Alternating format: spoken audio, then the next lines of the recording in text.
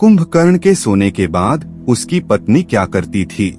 दोस्तों, रामायण का एक मुख्य पात्र है कुंभकर्ण, जो कि रावण का छोटा भाई था। रावण का ये भाई इतना विशाल और भयंकर था कि एक दिन में कई गांव का भोजन वो अकेला ही खा जाता था।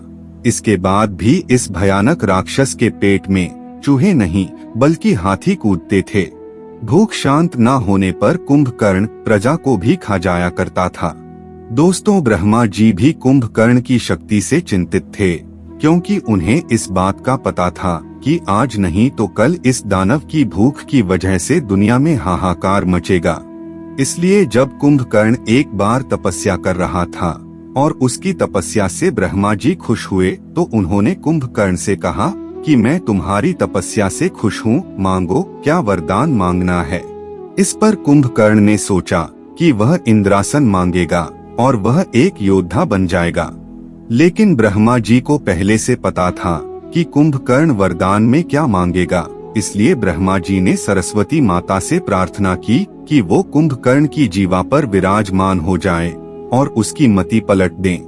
उसके बाद सरस्वती माता ने ऐसा ही किया। जब कुंभकर्ण ने ब्रह्मा जी की तपस्या की तो वरदान मांगते समय देवी सरस्वती कुंभकर्ण की जीवा पर विराजमान हो गई और परिणाम में ये हुआ कि कुंभकर्ण ने इंद्रासन मांगने की जगह निंद्रासन मांग लिया। इतना सुनते ही ब्रह्मा जी मुस्कुराए और उन्होंने तथास्तु कह दिया ताकि सृष्टि की रक्षा हो सके।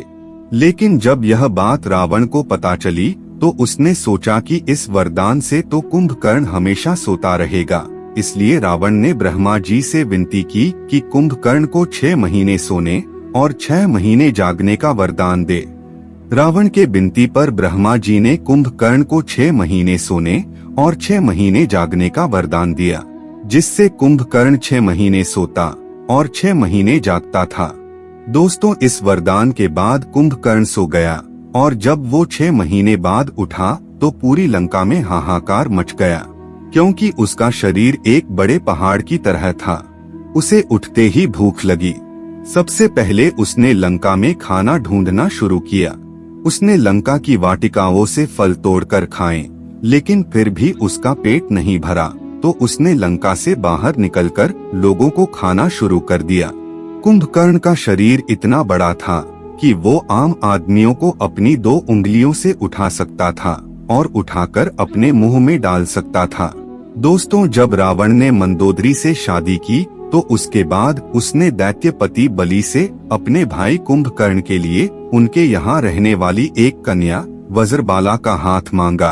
वज्रबाला बलि की पुत्री थी और बलि विरोचन का पुत्र था। वामन अवतार में जब विष्णु जी ने बलि से 3 पग धरती मांगी थी तो उस समय ब्रजबाला वहाँ मौजूद थी और इन सबको देखने के बाद ब्रजबाला एक बलशाली कन्या बन गई थी। उसे हथियार बनाने की अच्छी समझ थी। रावण के कहने पर कुंभकर्ण और ब्रजबाला की शादी हो गई और ब्रजबाला कुंभकर्ण के साथ लंका आ गई और लंका में बड़े बड़े हथियार बनाने लगी थी। कुछ समय के बाद ब्रजबाला और कुंभकर्ण के 2 पुत्रों ने जन्म लिया, जिनमें से एक का नाम कुंभ और दूसरे का नाम निकुंभ था। इसके अलावा कुंभकर्ण ने 2 शादियां और की और यह दोनों शादियां उसने अपनी मर्जी से की थी। कुंभकर्ण की दूसरी पत्नी का नाम कर्कटी था। कर्कटी एक राक्षसी थी जो सह्याद्री के राजकुमारी थी, जिस पर कुंभकर्ण का दिल आ गया था और बाद में कुंभकर्ण ने कर्कटी से शादी कर ली। कर्कटी से कुंभकर्ण के पुत्र भीमासुर का जन्म हुआ था, जो कि एक राक्षस था। कर्कटी कुंभकर्ण के साथ लंका में नहीं रहती थी, वो पर्वत पर रहती थी और अंत तक वहीं रही। दोस्तों, कुंभकर्ण का तीसरा विवाह कुंभपुर के महोदर नामक राजा की कन्या तदितमाला से हुआ था, जो बाद में लंका में ही रहने लगी थी। कुंभकर्ण की पहली पत्नी ब्रजबाला को रावण ने लंका की शस्त्र बनाने वाली सेना का सेना प्रमुख नियुक्त कर दिया था, क्योंकि उसे शास्त्रों के बारे में काफी गहरा ज्ञान था। इसलिए वो अपनी सेना के साथ शस्त्र बनाने लगी थी और कुंभकर्ण की तीसरी पत्नी माला उसके लिए 6 महीनों तक खाना बनाती थी, ताकि जब कुंभकर्ण उठे तो उस खाने को खाकर उसकी भूख समाप्त हो सके। दोस्तों, रावण और कुंभकर्ण हमेशा से राक्षस नहीं थे, बल्कि एक श्राप के मुताबिक वो राक्षस बने। धर्म ग्रंथों के अनुसार भगवान श्री विष्णु के दरबार में जय और विजय नाम के 2 द्वारपाल थे। एक बार सनक, सदनंदन, सनातन और सनत कुमार नाम के 4 मुनि भगवान श्री विष्णु के दर्शन करने के लिए पहुँचे। इस दौरान जय और विजय नाम के श्री विष्णु के 2 पहरेदारों ने उनकी हंसी उड़ाते हुए उन्हें रोकने की कोशिश की। इससे मुनि क्रोधित हो गए और उन्होंने श्राप देते हुए कहा कि तुम्हारे कर्म तो असुरों जैसे हैं, तुम असुर बन जाओ, यहाँ तुम्हारा कोई काम नहीं। इस पर जय और विजय को अपनी गलती का एहसास हुआ और उन्होंने मुनि से क्षमा मांगी। इस पर मुनि ने कहा कि मैं श्राप तो वापस नहीं ले सकता, लेकिन इतना कर सकता हूँ कि तुम्हें हमेशा के लिए नहीं बल्कि 3 जन्मों के लिए ही राक्षस योनि में रहना होगा और तीनों ही जन्म में तुम्हें मुक्ति देने के लिए भगवान श्री विष्णु स्वयं आएंगे। उसके बाद तुम पुनः इस पद पर प्रतिष्ठित हो जाओगे। अगले जन्म में जब कुंभकर्ण को अपनी शक्तियों का पता चला तो उसे अपने ऊपर घमंड हो गया और भगवान विष्णु को युद्ध के लिए ललकारते हुए कुंभकर्ण बैकुंठ पहुंच गया। यहाँ भगवान विष्णु के साथ इस असुर ने अपने पुराने रूप मधु के रूप में कैटअप के साथ मिलकर 5000 साल तक युद्ध किया था, जिसका जिक्र देवी भागवत पुराण में मिलता है। पुराणों के अनुसार पूर्व जन्म में कुंभकर्ण मधु नामक असुर था और उसका भाई कैटअप था। भगवान विष्णु से युद्ध करते समय जब 5000 साल हो गए तब देवी योग माया ने उनकी बुद्धि का हरण कर लिया, जिससे मधु और कैटअप को लगा कि अब विष्णु जी हमसे डर गए। इसलिए उन्होंने घमंड में आकर कहा कि विष्णु तुम हमसे कोई भी वरदान मांग सकते हो, मांगो, तुम्हें क्या चाहिए। तभी भगवान विष्णु ने कहा कि तुम अपनी मृत्यु का उपाय बताओ। अपने ही वचन में फंसे हुए मधु कैटअप अब कुछ नहीं कर सकते थे। तभी उन्होंने बताया कि उनकी मृत्यु केवल भगवान की जंघा पर हो सकती है। ये सुनते ही भगवान ने अपने शरीर का विस्तार करना शुरू कर दिया और अपनी जंघा में फंसाकर उन दोनों का सर सुदर्शन चक्र द्वारा धड़ से अलग कर दिया। लेकिन राक्षस योनि में जन्म लेने की वजह से मधु कैटअप का जन्म फिर से हो गया। तभी कैटअप ने भगवान से प्रार्थना की कि प्रभु अब हम इस राक्षस योनि से मुक्त होना चाहते हैं। इस पर विष्णु जी ने मुस्कुराकर कहा कि अभी इसमें और समय है। तब कैटअप ने पूछा कि भगवान आप हमें किस रूप में मिलेंगे, हमें कुछ तो बताइए। तब विष्णु जी ने कहा कि त्रेता युग में मैं एक असहाय राजा हूँगा, जो कि अपनी पत्नी को ढूंढते हुए तुम्हारे राज्य के समीप आऊंगा।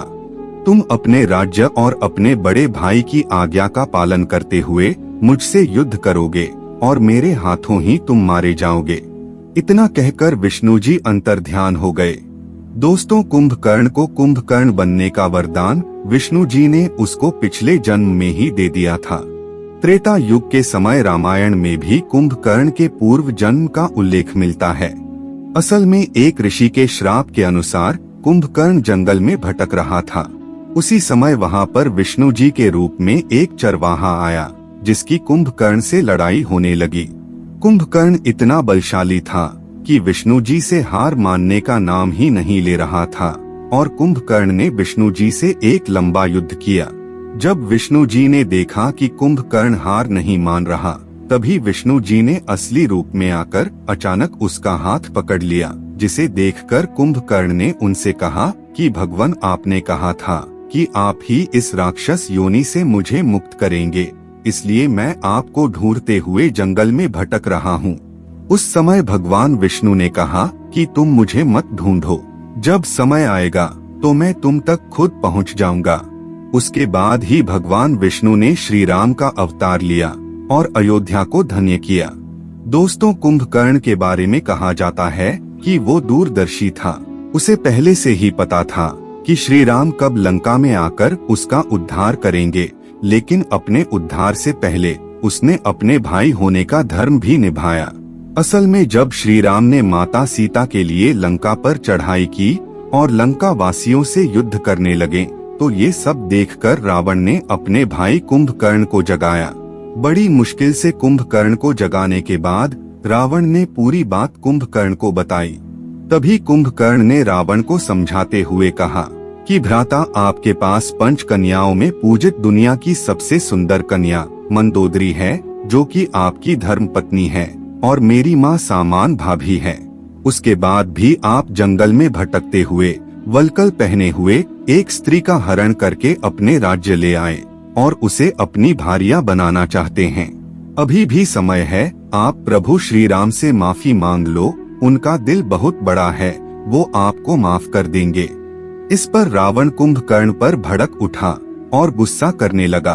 बदले में कुंभकर्ण ने रावण से कहा कि मैं तो आपको समझा रहा था, लेकिन कोई बात नहीं, एक छोटे भाई का धर्म है कि वो बड़े भाई की आज्ञा का पालन करें। आप जैसा बोलेंगे मैं वैसा ही करूँगा, चाहे इसके लिए मुझे अपनी जान ही क्यों न देनी पड़े। और ये बोलकर कुंभकर्ण अगले दिन रणभूमि में कूद पड़ा। रणभूमि में पहुंचते ही कुंभकर्ण ने वहां पर हाहाकार मचा दिया। उसने राम जी की आधी सेना को तितर बितर कर दिया था। ना जाने कितनी ही वानर मार दिए। जब ये सब राम जी ने देखा तो उन्होंने कुंभकर्ण की तरफ अपना धनुष बाण किया और अपने से उसका उद्धार कर दिया। कुंभकर्ण के मरने के बाद रावण दुखी था, क्योंकि उसने अपना भाई खोया था। लेकिन रावण से ज्यादा दुखी कुंभकर्ण की पत्नियां तदितमाला और व्रजबाला थी। लेकिन उसकी ये दोनों ही पत्नियां युद्ध में मारी गई थी, क्योंकि ब्रजबाला और तदितमाला दोनों ने ही श्री राम से प्रार्थना की थी कि उन्हें भी इस राक्षस योनि से मुक्ति मिल जाए, और राम जी ने बाद में ऐसा ही किया। दोस्तों, कुछ पुराणों और कुछ महान ऋषियों की माने तो जब राम जी ने कुंभकर्ण का वध किया तो उसके बाद कुंभकर्ण को राक्षस योनि से मुक्ति मिल गई और वो वापस विष्णु जी का द्वारपाल विजय बन गया। और ग्रंथ भी इसी तरफ इशारा कर रहे हैं कि 3 बार राक्षस योनि भुगतने के बाद आज कुंभकर्ण वापस से अपने असली अवतार विजय के रूप में विष्णु जी के द्वारपाल के रूप में पुनः उस पद पर प्रतिष्ठित है। साथ ही उसका भाई रावण भी अपने वास्तविक जय के रूप में आकर बैकुंठ का द्वारपाल बन गया। तो दोस्तों, कैसी लगी आपको कुंभकर्ण की अनसुनी जानकारी? नीचे कमेंट करके जरूर बताएं और वीडियो को अंत तक देखने के लिए आपका बहुत बहुत शुक्रिया।